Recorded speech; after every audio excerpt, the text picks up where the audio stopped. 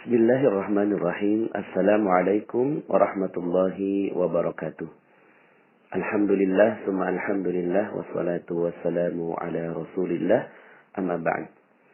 Alhamdulillah, bagaimana kabarnya semua Bapak Ibu, sahabat magnet rezeki yang dirahmati Allah.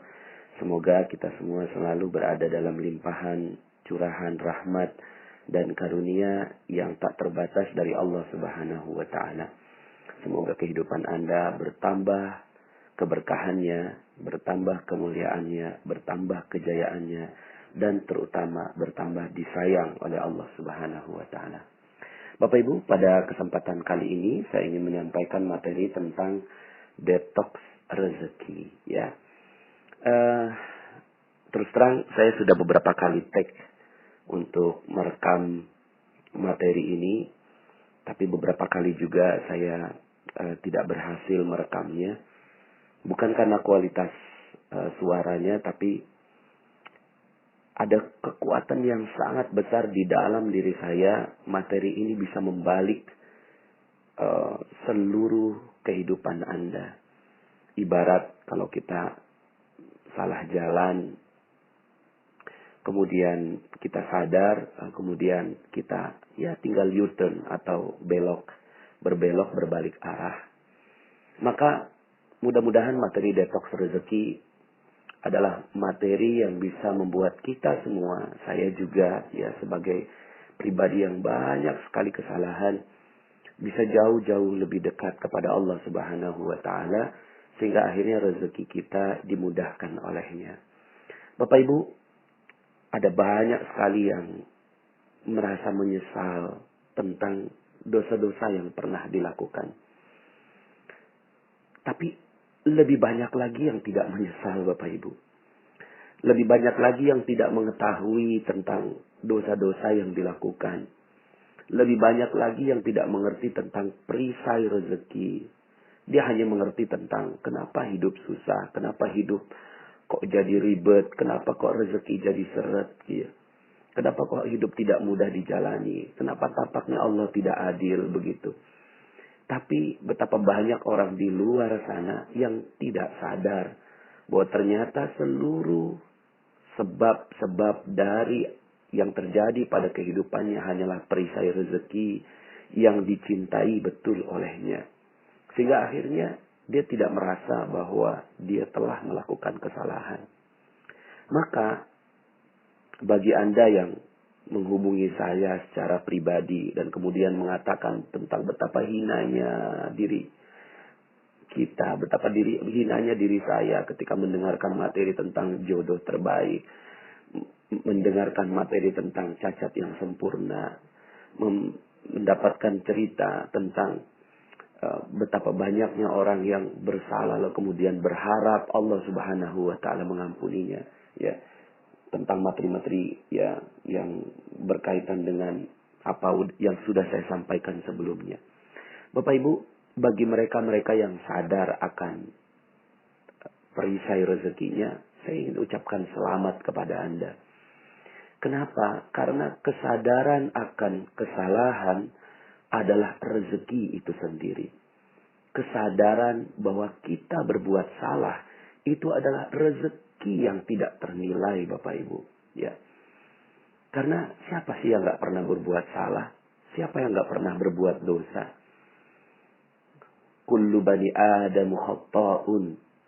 Seluruh bani Adam, tak terkecuali para nabi dan rasul, khatta'un, berbuat salah, berbuat dosa, berbuat khilaf. Wa khairul khatta' at-tawwabun, dan sebaik-baik orang-orang yang berdosa adalah mereka yang bertaubat kepada Allah Subhanahu wa Ta'ala. Di sepanjang sejarah ada banyak sekali kisah tentang orang-orang yang berdosa lalu berbalik arah. Berdosa berbalik arah lalu Allah tinggikan derajatnya. Berdosa berbalik arah Allah tinggikan derajatnya. Nabi Musa alaihissalam ketika beliau merasa tangannya hina betul ketika memukul seseorang yang dibelanya, sebenarnya ada konflik antara kaumnya Bani Israel dengan pengawalnya pengawalnya Fir'aun, ya. Lalu kemudian dipukul, dan kemudian terbunuh. Dan kemudian Nabi Musa merasa hina sekali. Nabi Musa merasa dirinya bersalah sekali karena telah membunuh. Karena dalam sebuah ayat Allah Subhanahu wa taala berfirman, barang siapa yang membunuh satu manusia itu sama dengan membunuh seluruh manusia. Wa man ahyaha faka'annama ahyan nasa jami'a. Tapi sebaliknya, jika seseorang itu telah menghidupkan jiwa seseorang, maka dia sama dengan seperti menghidupkan seluruh jiwa manusia. Tapi subhanallah Bapak Ibu, kehinaan yang dianggap oleh Nabi Musa berbalik arah menjadi kemuliaan yang Allah Subhanahu wa taala pilihkan untuk beliau, yang akhirnya diangkat menjadi nabi. Ya. Jadi nabi juga berbuat salah, tapi kemudian ketika sadar akan kesalahannya, lalu kemudian Allah angkat derajatnya menjadi nabi bahkan. Nabi Yunus alaihi salam, ketika beliau sudah tidak sanggup menghadapi kaumnya, ya, yang akhirnya dia melarikan diri dari kaumnya yang Allah Subhanahu wa taala utus untuk berdakwah. Tapi kemudian akhirnya di dalam perut ikan paus yang besar, Nabi Yunus menyadari kesalahannya. Lalu kemudian gema dari doanya terdengar sampai kita saat ini. La ilaha illa anta subhanaka inni kuntu minaz zalimin. Tidak ada ilah selain engkau ya Allah. Maha suci engkau. Inni kuntu minaz zalimin. Ya Allah, saya ini termasuk orang-orang yang zalim. Ini adalah kesadaran Nabi Yunus akan dosa-dosa yang dilakukannya. Nabi Adam alaihissalam juga kisah tentang berdosa. Ketika takdirnya masuk dalam surga Allah Subhanahu wa taala, lalu kemudian tergoda, ya, dan kemudian akhirnya diturunkan ke muka bumi, maka sepanjang kehidupannya Nabi Adam alaihissalam berdoa, Rabbana zalamna anfusana wa illam taghfir lana wa tarhamna lanakunanna minal khasirin. Ya Allah, aku telah menzalimi diriku sendiri. Allahumma Rabbana zalamna anfusana wa illam taghfir lana, jika engkau tidak mengampuni kami, lanakunanna minal khasirin, sungguh terjadilah kami menjadi orang yang merugi. Kisah Nabi Adam adalah kisah pengampunan, kisah pertaubatan. Sepanjang kehidupan Nabi Adam adalah meminta ampun kepada Allah Subhanahu wa taala. Maka kita melihat, jika Anda sekarang yang mendengarkan audio ini pernah berbuat salah, pernah berbuat dosa, pernah durhaka kepada kedua orang tuanya, menghancurkan terumbu karangnya, akan ada terumbu karang yang baru insya Allah buat Anda. Bagi Anda yang mungkin mendengarkan materi jodoh terbaik lalu terpukul sekali. Apa begitu Pak Nas? Apa saya begitu hina? Saya pernah berzina dalam kehidupan saya sebelumnya. Bersyukurlah, karena nyawa kita belum sampai ke kerongkongan. Nyawa Anda, nyawa kita semua yang masih bisa mendengarkan audio ini belum sampai ke kerongkongan. Masih ada kesempatan untuk bertaubat kepada Allah Subhanahu wa ta'ala. Memang benar, Allah seakan-akan ingin memberikan pesan bahwa hukumannya adalah dirajam sampai mati. Memang benar. Seakan-akan untuk menunjukkan bahwa benar-benar dosanya besar sekali. Karena selama ini kita tidak pernah menganggap bahwa itu dosa. Kita iyalah dosa, tapi kita tidak pernah menganggap bahwa dampaknya begitu besar kepada kehidupan dunia kita maupun kehidupan akhirat kita. Kita anggap ya nantilah minta ampun kepada Allah, salaman kepada manusia, lalu kemudian bertaubat kepada Allah, diampuni. Enggak sesederhana itu. Ketika kita sadar bahwa ini adalah dosa yang sangat besar, maka itu adalah rezeki yang luar biasa buat kita. Mungkin selama ini Anda menganggap bahwa, waduh Pak Nas, kalau saya sudah pernah berzina, pantas saja rezeki saya hancur seperti ini. Karena memang sepertinya saya sudah tidak pantas untuk mendapatkan rezeki dari Allah. Tapi yuk sama-sama. Yuk sama-sama kita bergabung dengan kafilah pertaubatan. Dengan kafilah orang-orang yang sadar akan dosanya. Kafilah para nabi yang mengakui dosa. Kafilah orang-orang yang dimuliakan oleh Allah Subhanahu wa ta'ala. Bahkan ada banyak sekali kisah tentang mereka-mereka yang sadar akan dosanya. Tapi kekuatan kesadaran akan dosa. Kesadaran akan dosa ini yang membuat akhirnya Umar bin Khattab dalam sebuah hadis Rasulullah SAW bersabda, "Ittaqillaha haitsuma kunta wa atbi'is sayyi'atal hasanata tamhuha." Bertakwalah kepada Allah dimanapun kau berada dan iringilah perbuatan buruk dengan perbuatan baik. Karena kebaikan dapat mengkompensasi keburukan. Maka hadis ini menjadi kabar gembira bagi Umar bin Khattab radhiyallahu an. Menjadi kabar gembira dan dijadikan ini sebagai ruh kehidupan bagi Umar bin Khattab radhiyallahu an. Ruh kehidupan bagi Umar. Ya. Ketika kesalahannya ingin ditutupi dengan kebaikan demi kebaikan demi kebaikan. Sampai akhirnya Umar bin Khattab radhiyallahu an menjadi manusia mulia yang kita kenang sampai sekarang. Karya dari Umar bin Khattab radhiyallahu an, masya Allah, begitu besar. Dan ternyata itu berangkat dari sebuah kesadaran akan kesalahan. Dan ini adalah rezeki yang mulia. Rezeki yang besar. Umar bin Khattab mungkin ada perasaan khauf, ada perasaan takut. Ya Allah, apakah benar aku bisa diampuni oleh Engkau? Sementara dosaku begitu banyak ya Allah. Tapi kemudian akhirnya Umar bin Khattab tidak larut dengan kesalahannya. Tidak larut dengan dosanya. Umar bin Khattab menutupinya dengan beramal lagi. Amal apa lagi? Amal apa lagi? Amal apa lagi yang bisa kulakukan agar bisa mengambil hatinya Allah untuk mengampuni dosa saya yang sangat-sangat besar. Maka Bapak Ibu yang dirahmati Allah Subhanahu wa taala, mungkin sebagian di antara Anda ketika mendengarkan materi tentang perisai rezeki, lalu kemudian saya mulai bongkar sedikit demi sedikit dosa-dosa yang kita lakukan. Kita merasa pantas. Ya pantas aja rezeki kita nggak datang Bapak Ibu. Karena perisai kita begitu besar.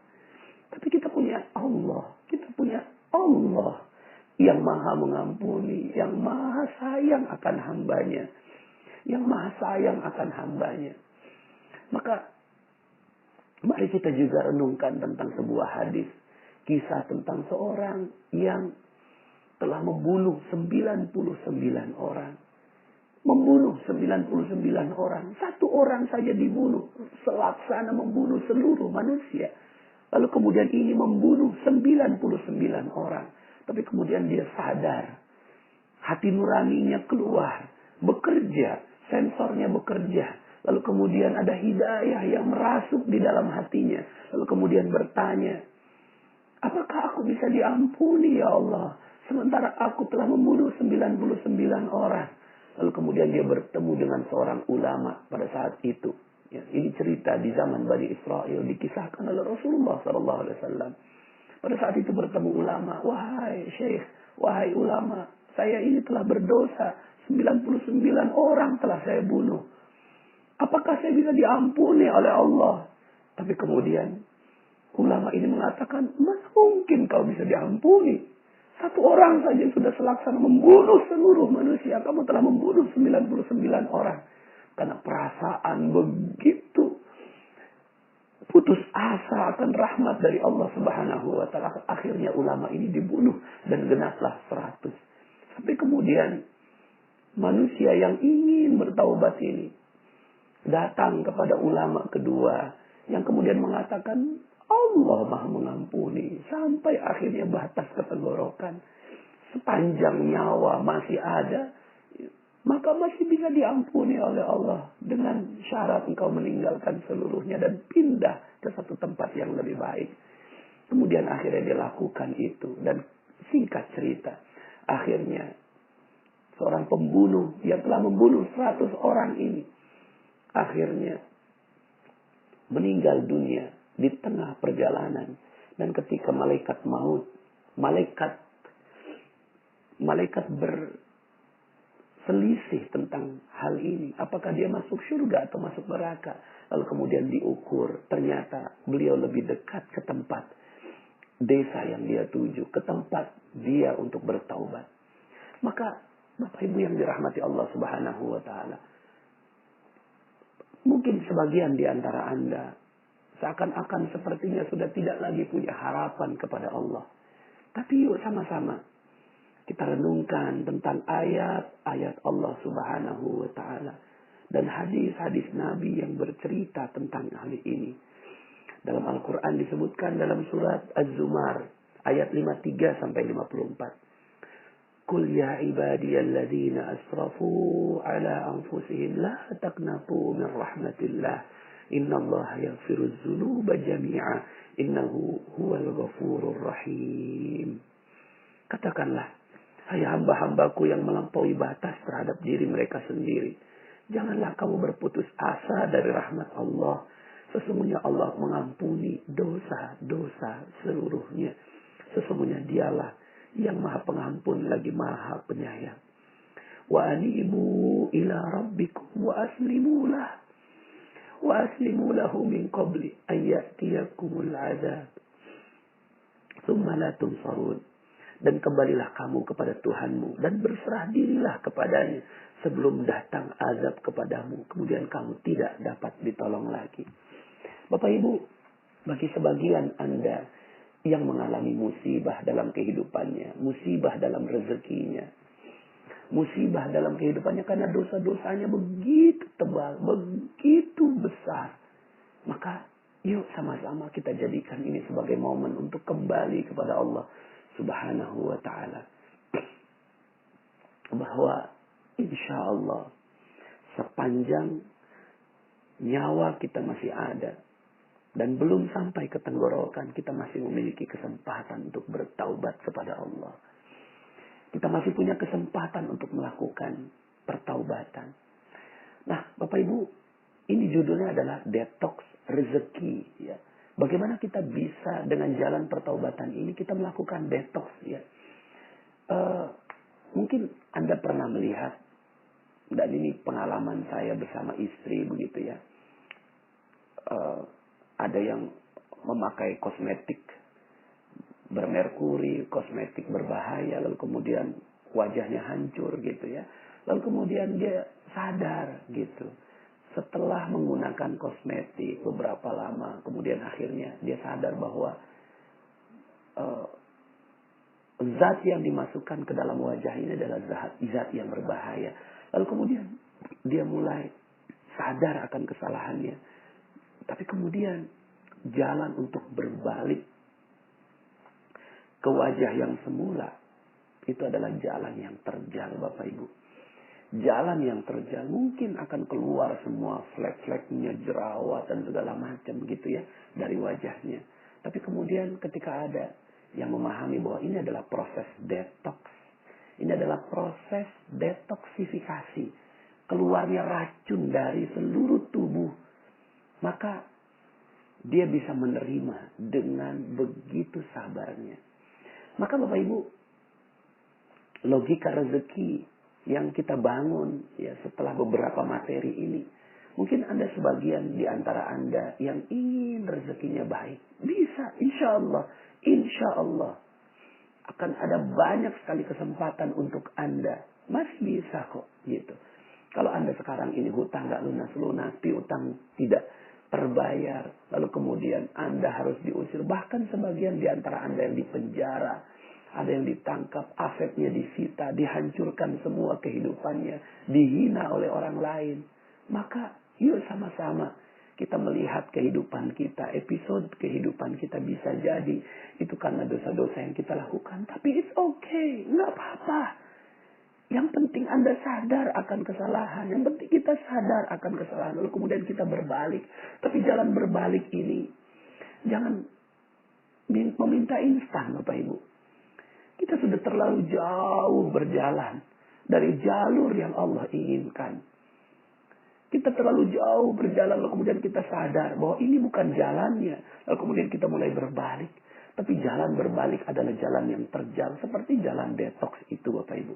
Lalu kemudian seluruh racun-racun keluar. Hinaan, cobaan, deraan. Mungkin kita perlu beberapa tahun.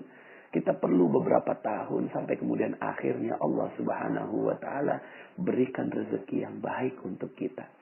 Yang perlu kita sadari adalah bahwa sudah kita minta ampun kepada Allah atas seluruh kesalahan-kesalahan yang telah lalu.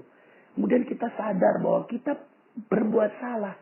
Yang repotnya ini ada banyak orang yang ingin rezekinya berlimpah, tapi dia nggak sadar bahwa dia pernah berbuat salah. Merasanya bahwa hidup saya baik-baik saja, saya nggak pernah berbuat salah. Ya. Lalu kemudian, tapi ternyata hidupnya nggak harmonis, masalah di mana-mana. Ya. Kemudian kehidupan yang nggak nyaman itu juga bagian dari kesalahan. Kalau seandainya hidup kita udah benar, ya, hidup kita udah bagus, hidup kita udah rapi, maka pasti rezeki datang dengan bagai air bah. Kita harmonis dengan keluarga, hidup kita nyaman. Kalau belum terjadi seperti itu, mungkin kita perlu berbalik. Dan saat berbalik itu kita perlu mengalami yang namanya detoksifikasi. Keluarnya racun-racun. Maka jangan heran, mohon maaf, mohon izin. Bagi mereka yang ingin menekuni jalan ini. Bagi mereka-mereka yang ingin mengetahui tentang jalan ini.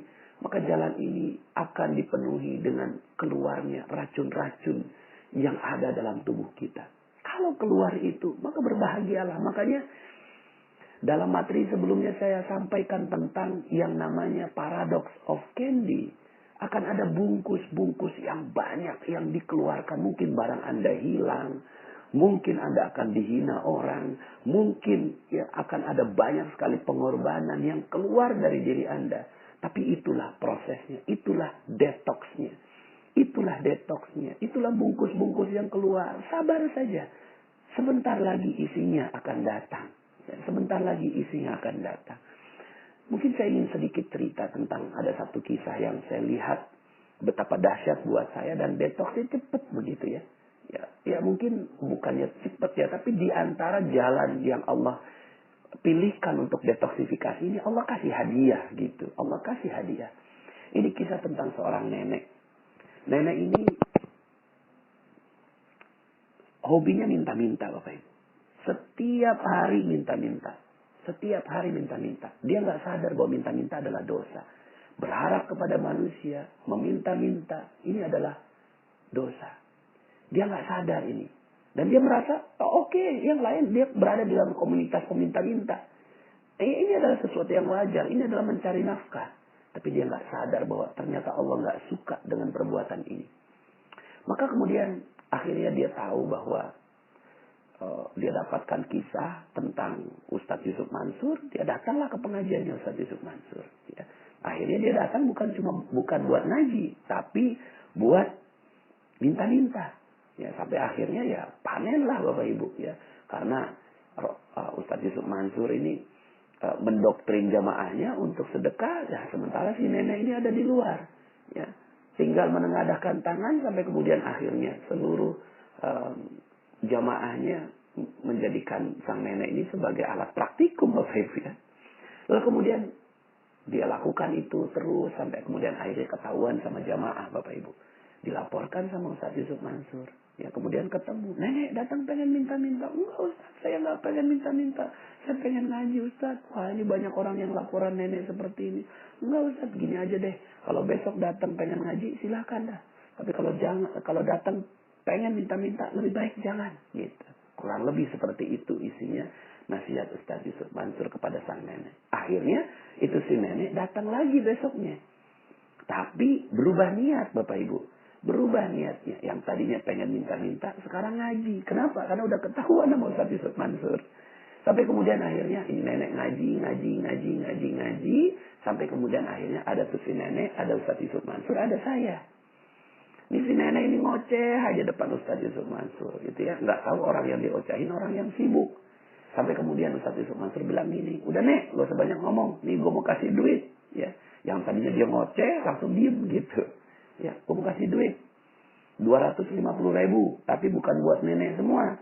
Ya, 190.000 bagiin ke orang lain sebagai sedekah, 60.000 buat nenek sebagai ongkos bagiin sedekah. Paham?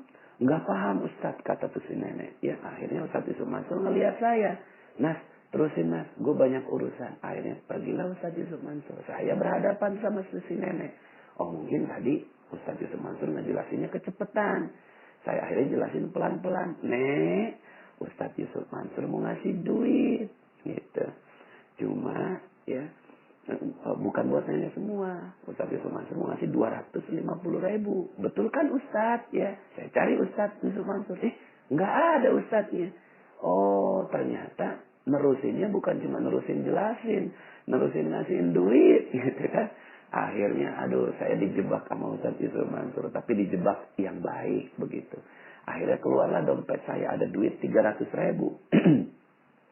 Kemudian akhirnya saya keluarkan, nenek ada duit 300.000. Tapi bukan buat nenek semua. 240.000 bagiin ke orang lain sebagai sedekah. 60.000 buat nenek sebagai ongkos bagiin sedekah. Paham? Paham Ustaz. Cepet banget pahamnya. Kenapa? Karena yang sebelumnya nggak ada duitnya. Sekarang ada duitnya. Jadi orang kalau dijelasin ada duit cepet paham gitu. 2 minggu kemudian saya ketemu masih si nenek lagi. Nangis si neneknya. Subhanallah Ustaz. Alhamdulillah. Ada apa nih? Ada apa? Iya tuh Ustaz. Duit itu udah saya tukerin duit-duit kecil. Ya. Duit 2.000, 5.000, 10.000 gitu. Cuma karena komunitasnya peminta-minta yang datang banyak. Sampai duit 240.000. Udah habis. Masih ada 3 orang yang datang. Nek, bagi sedekah kok saya nggak dapet gitu. Kata 3 orang ini. Udah habis, udah ketinggalan loh gitu. Jangan bohong dong Nek, jangan bohong. Akhirnya karena didesak, keluarlah bagian dia. Bagian dia berapa tadi? 60.000. Dikeluarkan 10.000. Nih bagi 3 ya, udah habis. Pagi harinya beliau melakukan hal seperti itu. Malam harinya lewat depan sebuah rumah. Kalau nggak salah namanya Ibu Hajah Maryam. Nek, sini Nek. Ada apa Bu Haji? Nggak tahu nih. Beberapa bulan ini saya terus keingetan nenek. Alhamdulillah tadi pagi saya udah daftarin nenek pergi umroh. Subhanallah. 10.000 pergi umroh. 10.000 pergi umroh. Masya Allah, ini yang namanya detox rezeki Bapak Ibu. Kita lihat prosesnya. Pertama, sang nenek melakukan dosa. Apa dosanya? Dosanya meminta-minta dan memanfaatkan masjid sebagai ladang untuk meminta-minta. Ini dosa. Ya. Ini dosa yang dia lakukan tapi dia nggak sadar. Dia merasa bahwa it's okay, semua juga melakukan itu, gitu ya. Tapi ternyata dia telah menggantikan manusia, telah menggantikan masjid, telah menggantikan pengharapan ke orang lain dibandingkan dengan pengharapan kepada Allah. Dan ini adalah salah satu bentuk dari dosa. Ya, ini satu. Tahap yang pertama adalah melakukan dosa. Yuk kita berkaca. Mungkin sebagian di antara kita, saya juga termasuk, pernah melakukan dosa. Gitu ya. Lalu kemudian kita coba teliti, apa ya salahnya, gitu ya. Apa ya salahnya? Terus kemudian kita coba meminta, bertanya kepada Allah, ya Allah saya salah di mana? Gitu ya. Lalu kemudian yang kedua, sadar akan kesalahan. Nah, di sini Allah menjadikan kesadaran akan kesalahan itu dengan bantuan orang lain. Yaitu bantuan jamaah yang melaporkan ke Ustaz Yusuf Mansur. Dan Ustaz Yusuf Mansur juga menegur kepada sang nenek. Ini adalah proses kedua terhadap sang nenek. Yaitu memberitahu tentang kesalahan. Nah, sampai di sini ada orang yang mau nerima. Ada orang yang tidak mau terima. Ya. Sampai di sini ada orang yang mau terima, ada orang yang nggak mau terima. Kebetulan alhamdulillah sang nenek ini mau terima. Akhirnya beliau ya merendahkan dirinya. Ini tahap ketiga. Pertama, terjadi dosa. Kedua, disadarkan akan dosanya. Yang ketiga, merendahkan hatinya kepada Allah Subhanahu wa taala dan merasa bahwa dirinya pernah melakukan salah dan meminta ampun kepada Allah Subhanahu wa taala. Proses merendahkan diri di hadapan Allah ini dilakukan oleh Nabi Adam sepanjang 1000 tahun.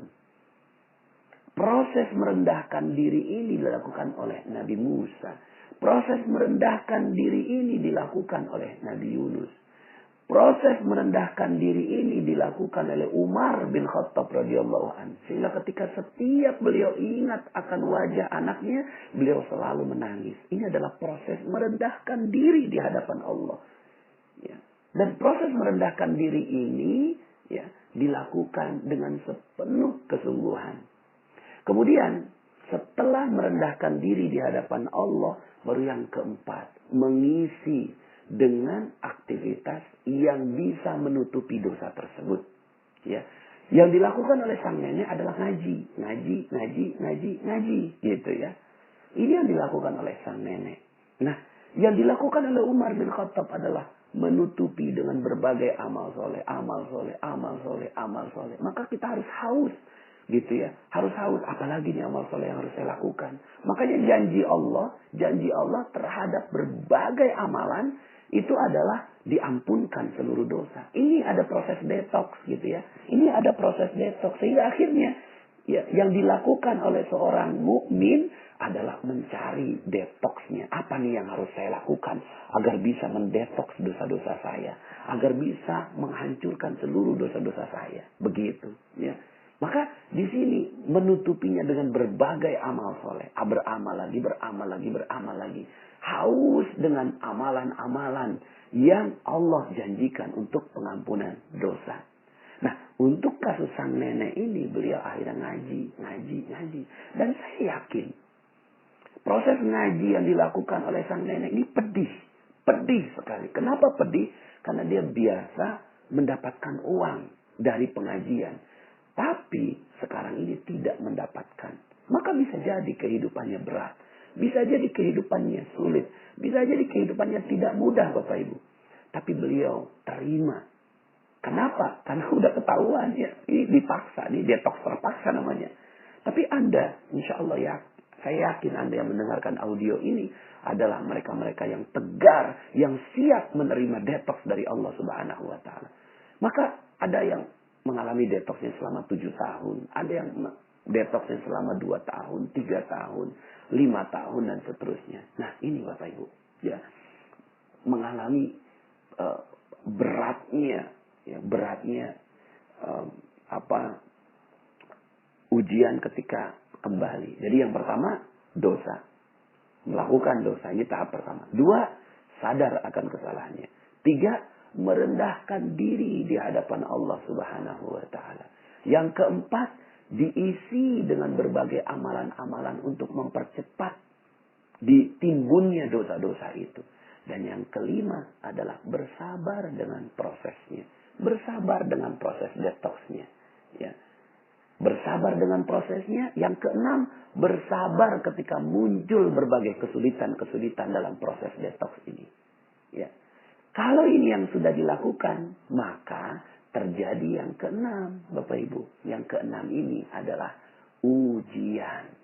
Ujian terhadap proses detox kita. Ujian yang terjadi pada sang nenek adalah ya diberikan harta. Dan harta ini amanah. Amanah ini harus disampaikan kepada pemiliknya. Dan ternyata sang nenek melakukannya dengan berhasil. 240.000 dibagikan semuanya. Dan ternyata tidak cukup dengan itu. Yang dilakukan oleh sang nenek adalah menambah amanah itu ya dengan pengorbanan. Yang dilakukan mengorbankan 10.000 dari yang dimilikinya untuk ya, menenangkan orang-orang. Dan akhirnya tahap terakhir dari proses ini ya, tahap yang ke-9 adalah terjadinya keajaiban. Keajaiban ini terjadi adalah karena hadiah Allah. Allah suka dengan orang yang kembali. Allah suka dengan orang yang melakukan proses detoksifikasi itu. Ya. Allah suka dengan orang yang kembali kepada Allah Subhanahu wa Ta'ala. Maka Bapak Ibu yang dirahmati Allah Subhanahu wa Ta'ala, mudah-mudahan materi ini bisa membuat kita akhirnya mendapatkan optimisme kembali. Bahwa Allah Maha memberikan hadiah untuk kita. Dan mungkin sepanjang perjalanan itu didetoks lagi hadiah. Detoks lagi hadiah lagi. Detoks lagi hadiah. Hadiah-hadiah kecil yang Allah akan berikan pada kita. Bersyukur dengan setiap hadiahnya. Lalu kemudian detox lagi, hadiah lagi, detox lagi, hadiah lagi. Terus sampai kemudian akhirnya bersih kita seluruhnya dari seluruh dosa-dosa kita. Nah, maka Bapak Ibu yang dirahmati Allah, ada banyak sekali ayat-ayat yang menekankan tentang hal ini, ya. Misalnya dalam surat An-Nisa, "Wa may ya'mal su'an aw yadhlim nafsahu, tsumma yastaghfirillah, yajidillaha ghafurar rahima." Dan barang siapa yang mengerjakan kejahatan dan menganiaya dirinya sendiri, kemudian ia mohon ampun kepada Allah, niscaya ia mendapati Allah Maha Pengampun lagi Maha Penyayang. Ya. Kemudian juga dalam surat At-Taubah ayat 104, "Alam ya'lamu annallaha huwa yaqbalut taubah an ibadih." Tidaklah mereka mengetahui bahwasanya Allah menerima taubat dari hamba-hambanya. Suatu ketika Rasulullah Shallallahu Alaihi Wasallam berjalan bersama dengan para sahabat, lalu kemudian melihat ada seorang ibu yang sedang menggendong anaknya. Lalu kemudian Rasulullah bertanya pada para sahabat, "Wahai sahabatku, kira-kira ibu itu tega nggak? Ya, mau nggak melemparkan bayinya ke kobaran api?" Begitu. Para sahabat kaget mendapatkan pertanyaan seperti itu. Tidak mungkin ya Rasulullah. Ya. Ibu itu begitu sayangnya kepada anaknya, nggak mungkin dilemparkan ke kobaran api. Kemudian kata Rasulullah Shallallahu Alaihi Wasallam, "Sungguh Allah lebih sayang daripada seorang ibu kepada bayi.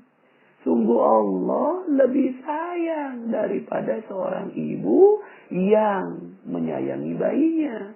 Maka Allah menyayangi Anda, Bapak Ibu semua. Allah menyayangi kita. Allah gak pengen kita tergores sedikit pun dari api neraka. Allah gak pengen kita masuk di api neraka. Gak pengen Allah. Gak mau Allah nih kita masuk di api neraka. Gak mau Allah. Allah gak ingin sama sekali melihat kita terbakar di api neraka. Itulah Allah. Kalaulah ibu kita tidak mau meletakkan kita di api neraka, bagaimana Allah? Bagaimana Allah? Allah tidak mungkin. Tapi kemudian karena dosa-dosa kita, akhirnya Allah menghancurkan kita di kehidupan dunia. Supaya apa? Supaya gugur dosa-dosa kita. Supaya hancur dosa-dosa kita. Supaya habis dosa-dosa kita. Lalu kemudian kita menjadi manusia yang bersih di hadapan Allah. Dan ini adalah bentuk sayangnya Allah. Jadi kalau ditanya apakah Allah jahat pada saya? Tidak. Malah sebaliknya. Allah maha sayang kepada hambanya. Allah maha sayang kepada hambanya. Lebih sayang daripada seorang ibu menyayangi bayinya. Subhanallah. Bapak Ibu yang dirahmati Allah Subhanahu wa ta'ala. Maka ini adalah kabar gembira bagi kita semua. Proses detox yang insya Allah kita semua akan mengalaminya. Jadi kalau seandainya kita mengalami kesulitan hidup, katakan kepada Allah. Katakan kepada Allah, seandainya kita mengalami kesulitan dalam hidup kita. Ya Allah, sungguh aku lebih baik menerima kesalahan ini. Menerima kesulitan ini di kehidupan dunia. Asalkan engkau membayar seluruh kesulitan kami dalam kehidupan dunia ini. Berupa keselamatan nanti di yaumil akhir. Tapi percaya Bapak Ibu. Percaya saya. Percayalah. Bahwa Allah juga berhak untuk memberikan harta rezeki yang berlimpah pada Anda dalam kehidupan dunia. Asalkan Anda sabar dalam prosesnya. Di akhir dari audio ini saya ingin membacakan sebuah hadis yang ada dalam kumpulan hadis Arba'in nomor 42. Dalam sebuah hadis qudsi, Anas radhiyallahu an berkata, "Aku mendengar Rasulullah sallallahu alaihi wasallam bersabda, Allah Subhanahu wa taala berfirman, wahai anak Adam, selama kalian mau berdoa dan berharap kepadaku, pasti ku ampuni dosa yang pernah kalian lakukan. Pasti. Pasti kuampuni dosa yang pernah kalian lakukan. Dan aku tidak peduli. Wahai